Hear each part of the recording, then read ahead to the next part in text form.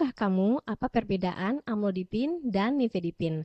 Apa bedanya dan kapan digunakan? Dalam dunia farmakologi, terutama dalam penata laksanaan hipertensi dan gangguan jantung, kita sering menjumpai dua obat yang termasuk dalam golongan kalsium channel blocker, yaitu amlodipin dan nifedipin. Keduanya bekerja dengan menghambat masuknya ion kalsium ke dalam otot polos pembuluh darah dan otot jantung, yang pada akhirnya menyebabkan pelemasan pembuluh darah dan membantu menurunkan tekanan darah serta mengatasi nyeri dada atau angina. Namun, meskipun mekanisme kerjanya mirip, terdapat beberapa perbedaan penting dari sisi indikasi, dosis, efek samping, hingga farmakokinetiknya. Yuk kita bahas satu persatu. Amlodipin digunakan untuk hipertensi, angina stabil kronik, dan angina vasospastik. Amlodipin juga diindikasikan untuk mencegah perawatan inap karena angina pada pasien penyakit arteri koroner tanpa gagal jantung atau dengan fraksi ejeksi kurang dari 40%. Sedangkan untuk nifedipin lebih sering digunakan untuk angina terutama pada bentuk vasospastik dan hipertensi dan juga hipertensi pulmonal. Dosis dan jadwal pemberian. Amlodipin diberikan sekali sehari pada penyakit hipertensi dan juga angina. Untuk hipertensi dosisnya 5-10 mg sekali sehari, sedangkan untuk angina dosisnya 5-10 mg sekali sehari. Sedangkan untuk nifedipin memiliki variasi bentuk sediaan.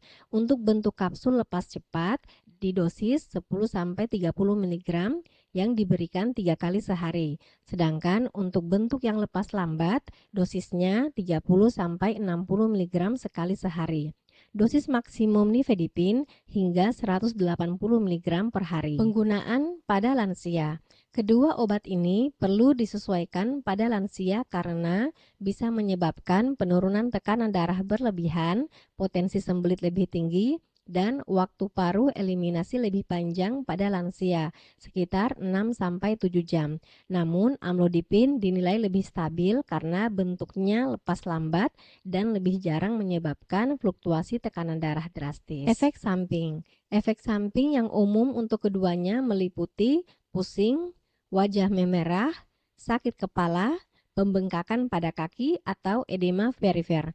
Namun, nifedipin cenderung memiliki insiden edema perifer lebih tinggi tergantung dosis, bahkan bisa mencapai 50%, terutama pada formulasi lepas cepat. Perbandingan sifat obat amlodipin dan nifedipin. Untuk parameter awal kerja, amlodipin mulai bekerja dalam waktu 30-50 menit setelah diminum. Sedangkan untuk nifedipin mulai bekerja sekitar 20 menit setelah diminum jika bentuknya lepas cepat, karena cepat larut dan cepat diserap oleh tubuh. Untuk parameter durasi kerja, untuk amlodipin, efek obatnya bisa bertahan hingga 24 jam, sedangkan untuk nifedipin, efek obat lepas cepat hanya bertahan 6-8 jam, sedangkan bentuk lepas lambat bisa sampai 24 jam. Waktu paruh amlodipin, waktu paruhnya 30-50 jam, artinya obat bertahan lama dalam tubuh sebelum dibuang. Sedangkan untuk nifedipin, waktu paruh hanya 2-5 jam pada orang dewasa, jadi efeknya lebih cepat hilang. Berdasarkan frekuensi pemberian, untuk amlodipin cukup diminum 1 kali sehari, sedangkan nifedipin jika bentuknya lepas cepat harus diminum 3 kali sehari, sedangkan kalau bentuknya lepas lambat cukup diminum 1 kali sehari. Berdasarkan parameter bioavailabilitas, yaitu berapa banyak obat yang masuk ke dalam peredaran darah. Untuk amlodipin sekitar 64-90%, artinya sebagian besar obat bisa digunakan oleh tubuh. Sedangkan untuk nifedipin, jika untuk bentuknya kapsul hanya sekitar 40-77% saja.